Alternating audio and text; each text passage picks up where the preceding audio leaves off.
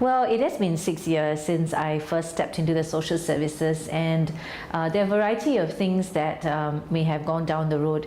So I think for me, it was right from the start. I was placed on the social work training scholarship, which was provided by NCSS, and hence I was straight away after graduation, I was placed into a family service center.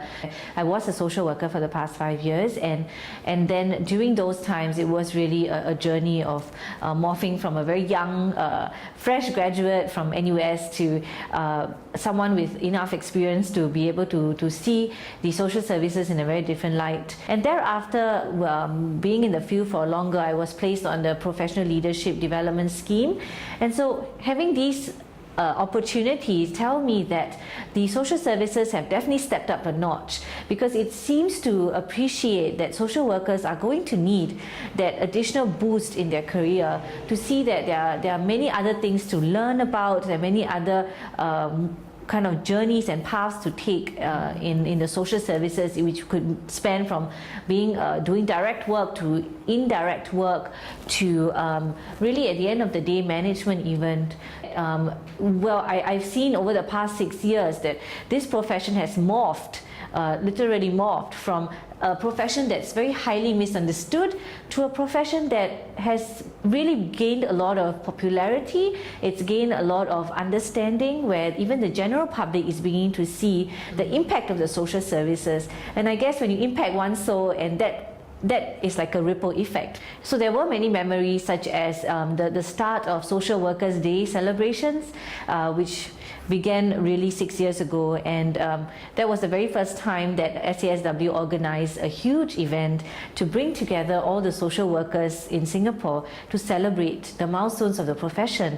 And from then it picked up, and every single year we have been celebrating this Social Workers' Day. There are other milestones that have been very impactful on this profession, and that being of course the start of the accreditation in 2009, as well as of course improving our salary packages. So that in itself for us is a very strong encouragement to the social services.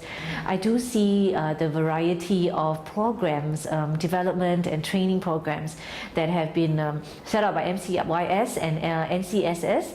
Well, these programs actually, their main aim of course is to allow social workers to grow in the field, to be able to see that there are a variety of challenges that could be met and that they could achieve along their way in their journey. Well, SASW has also morphed to a large extent. We do provide consultation and advice to different boards on our views about the profession. We are also involved in various dialogue sessions, and we have even created platforms by which social workers can dialogue with ministers to actually inform them about what really is happening on the ground.